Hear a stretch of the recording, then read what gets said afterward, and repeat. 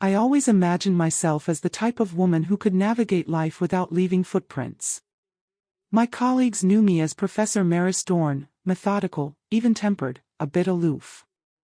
My students called me Dr. Dorn, with the same cautious respect one might reserve for a glass sculpture.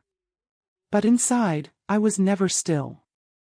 I was a slow-boiling storm of unresolved yearning and meticulous denial. The shift began in late August, on the evening of a small, humid celebration in our backyard. My daughter, Eloise, had just started college, a private liberal arts school a few miles from our home, nestled in the same campus where I had been teaching anthropology for over a decade. The balloons swayed lazily in the thick summer air, and the last of the congratulatory toasts had dwindled into faint laughter.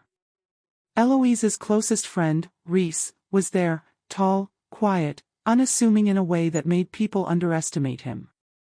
He'd always had a calm gravity about him, even as a child, and now at 19, he seemed even more reticent, as if carrying a secret he'd never name. That night, as I stood by the kitchen island cutting leftover pie, Eloise passed by with a grin. "Reese decided to apply here, too. Thought I'd warn you, since you basically live in your office." I paused, the knife suspended mid-slice. "Reese?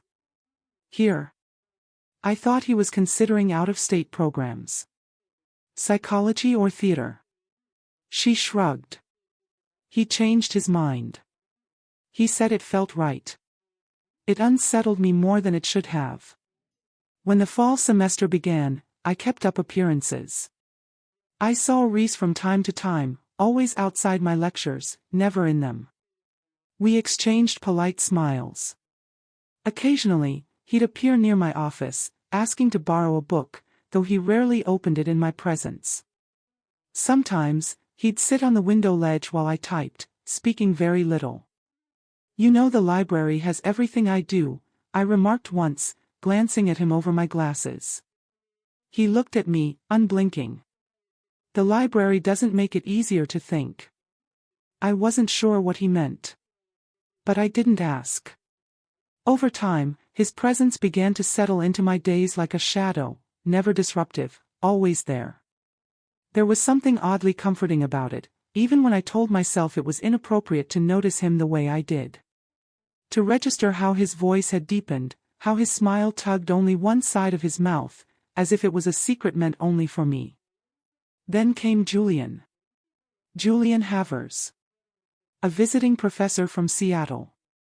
Handsome in a slightly disheveled way, brilliant in that charming, oblivious manner that people either adored or despised. I found myself laughing at his jokes in the staff lounge. Not because they were particularly clever, but because I missed being seen. He invited me to dinner one evening, after a panel lecture on ritual archetypes in tribal societies. I said yes before thinking. That evening, as I chose a dress with trembling hands, I felt a knock on my bedroom door. I assumed it was Eloise. But when I turned, Reese was there. He stood in the doorway, eyes flicking from the soft fabric of my dress to the curve of my collarbone. "You look different," he said. His voice didn't waver. "Are you going somewhere?" "Out," I said simply. "With a colleague." "Julian?" His tone didn't change. But the air did. "Yes." He didn't move. "He's not right for you. Reese, that's not your place."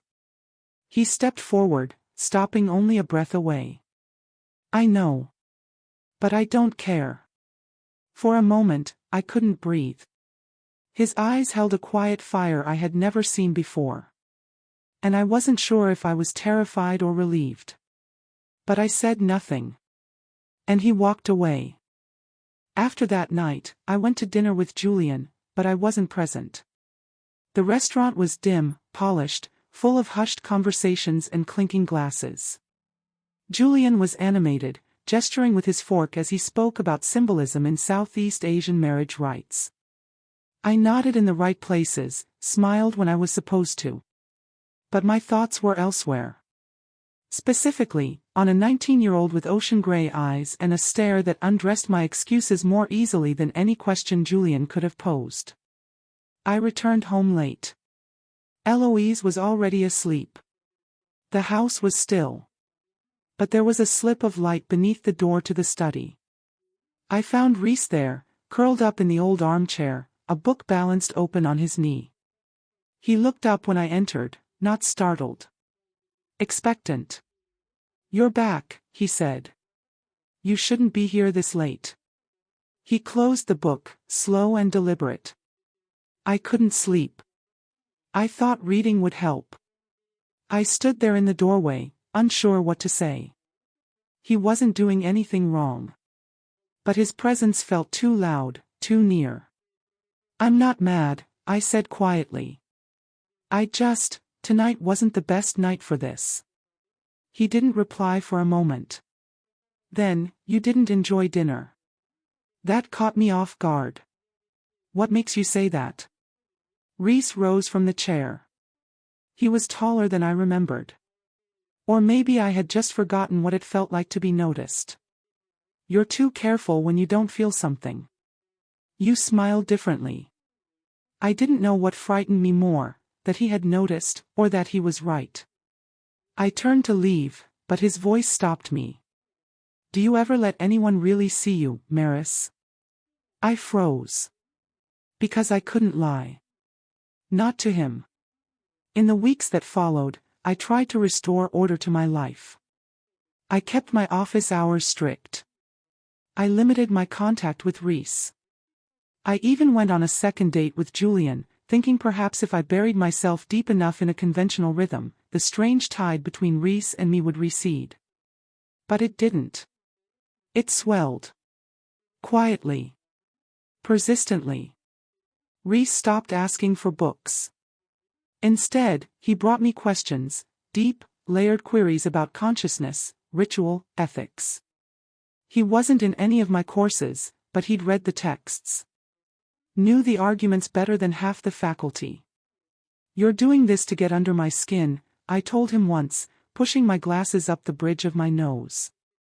He tilted his head, a half-smile tugging at his lips. "No. I'm doing it because you're the only person who makes me feel like I'm not sleepwalking." And how could I answer that? Some nights, he'd wait outside the lecture hall. Not because we had plans, but because he said walking me home felt like a habit he didn't want to break. And I let him. I let him walk beside me under amber streetlights, our steps echoing in sync. I let him talk about nothing and everything. I let him watch me with that intensity one pretended not to notice. But I never invited him in. I couldn't. Until one night in late October. A storm had rolled in, rattling the windows and soaking the leaves into slick puddles of copper and gold. I had forgotten my umbrella. Rhys appeared, like he always did, holding one over his head with a grin that was somehow both mocking and affectionate. "You're hopeless," he said, tugging his coat tighter around us both. We ran together, drenched anyway, laughing like two people who had forgotten to be afraid. At the door to my home, I hesitated. He didn't. "You can say no," he whispered. "But don't lie." I didn't lie. I opened the door. But I still didn't invite him in. Not that night. He didn't ask again. But the space between us. It was already changed. I told myself we were still on the safe side of the line. Rhys no longer lingered near my office as often, but when he did, the silence between us said more than any conversation. There were no more borrowed books, no loaded questions. Only the quiet understanding of two people trying to walk backwards through a door they'd already opened. At home, Eloise had grown curious. "You've been distracted lately," she said one morning over coffee, her voice casual, but her eyes sharp. "Is it because of Professor Havers?" I almost laughed. Julian had faded into the background like a chalk line in rain. "No," I said. "Just work." Rhys wasn't mentioned. But I saw his name once on her phone, in a group message, his bubble among many. He was still part of her world. That made it harder. And stranger. I had known him since he was 13. But he had grown into a man so quietly, so gradually, I didn't realize it until it was too late. The first time he touched me again, it was unintentional. We had run into each other at the university library, both reaching for the same book. "Have it," I said, stepping back. But he didn't move. "Maybe I just wanted to see if you'd still look at me the same way," he said. I swallowed. "And do I?" He brushed his hand against mine. The book fell, unnoticed. "I hope not," he whispered. Later that week, he showed up at my office during twilight hours. No excuse. No book. He simply sat in the chair opposite mine and waited. "I'm not here to ask for anything," he said, voice low. "I just wanted to sit here while you worked." And I let him. For over an hour, I typed notes while he sketched quietly in his notebook. When I finally looked up, I saw it, my face, drawn in the corner of the page. Not detailed. Just the suggestion of my expression, the shape of my eyes in thought. "You shouldn't draw me," I said gently. He didn't apologize. He never did. "You're the only thing I can't stop seeing." As autumn faded into winter, the air changed, outside, and between us. He came to my door on a night when the snow hadn't started yet but threatened to fall in flurries. He wore no hat, his curls wet with mist. "I needed to walk," he said. I opened the door without a word. This time, I let him in. He sat in the same chair as always, his coat draped over the back, his fingers curled around a mug of tea I hadn't realized I'd made for him until it was already in his hands. "I keep thinking it'll get easier to stay away," he said. "But it never does." I stood at the window, watching street lamps flicker to life. "It has to be easy. Because it can't be complicated." But it already is. I didn't turn around. "Reese, if anyone knew." "They won't. You're 19. "I know." I finally turned to face him. "This isn't a love story." He looked up. "No. But it feels like one." His eyes weren't pleading. They were resolute. Not the eyes of a child reaching for something he doesn't understand, but the gaze of someone who already knew the cost and was willing to pay it. And what scared me most? So was I. He didn't kiss me that night. But when he left, he traced my wrist with his fingers, as if committing it to memory. That night, I dreamt of waves pulling sand from beneath my feet, soft, persistent, inevitable. I woke up with his name in my mouth and the taste of something I would never be able to name without ruin. Winter deepened, and with it, the rhythm of our lives shifted once again. Snow piled in heavy drifts outside my windows, a muffled hush settling over the streets like a warning not to speak too loudly, not to move too fast. I buried myself in work. Or tried to. Reese remained on the periphery, never forcing, never asking. But he was there. In the glimpses I caught across lecture halls. In the sketches he tucked into my office mailbox, unsigned but unmistakable. I pretended not to know they were his. He pretended not to know I kept every one. We were like orbiting bodies, bound by gravity neither of us understood, too close to drift apart, too dangerous to collide. But still, I felt the weight of him everywhere. In the mornings, when I dressed with more care than I used to. In the evenings, when I stood too long at the window, hoping to see a figure moving up the street. Even in the books I read, finding his name in every margin, his voice in every question I wished I could answer without consequence. Eloise had stopped asking about Julian. Their text thread had gone quiet. I had been spared that betrayal. But there were other dangers. One afternoon, I walked into the faculty lounge to find two of my colleagues whispering over coffee. They fell silent when I entered. Something I should know. I asked, keeping my tone light. They smiled too quickly. No, no, one of them said. Just gossip. Students and their endless crushes. I nodded, poured my tea, and left. But the cold that settled in my chest stayed with me the rest of the day. That evening, Reese waited for me outside the side door of my building. He didn't smile. He just said, "You heard, didn't you?" I nodded. We walked in silence through the snow, our footsteps muffled. When we reached my gate, he stopped. "Say the word," he said. "And I'll transfer schools. I'll disappear. You'll never hear from me again." I turned to face him, my breath fogging between us. "Do you want to?" His eyes were steady. "No." "Then don't." He blinked. The answer had caught him off guard. It had caught me off guard, too. That night, we didn't pretend. I let him inside, and we sat by the fireplace in silence, our hands finding each other without words. We didn't speak of love, or need, or what would happen next. We only sat there, two people who had crossed 1,000 invisible lines, trying to make sense of what they had become. He fell asleep on the couch, his head resting on my lap, the soft crackle of the fire the only sound between us. I watched him, brushing a strand of hair from his forehead, and wondered when affection had become indistinguishable from sin.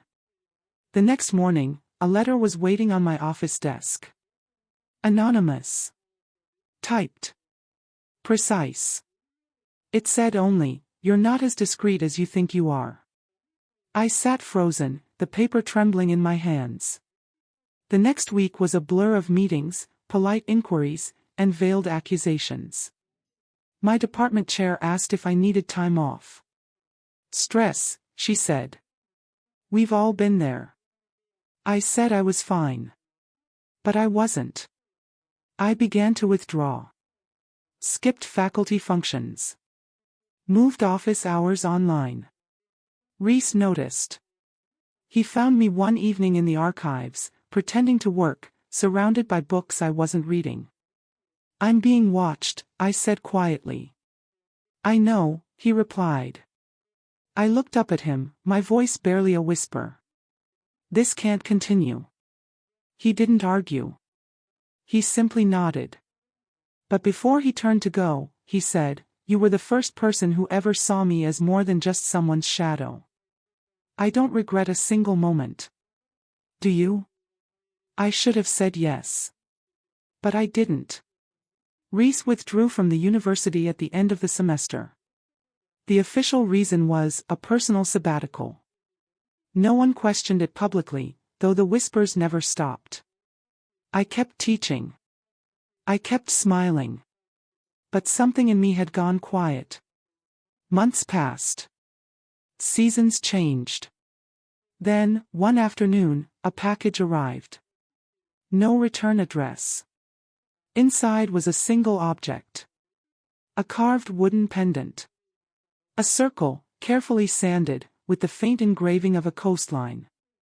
And tucked beneath it, a note in his handwriting. "For the woman who made silence feel like a home. I'll always be walking beside you. Even when I'm gone. R." I pressed the pendant to my heart, closed my eyes, and for the first time in weeks, let myself feel it all. Grief. Love.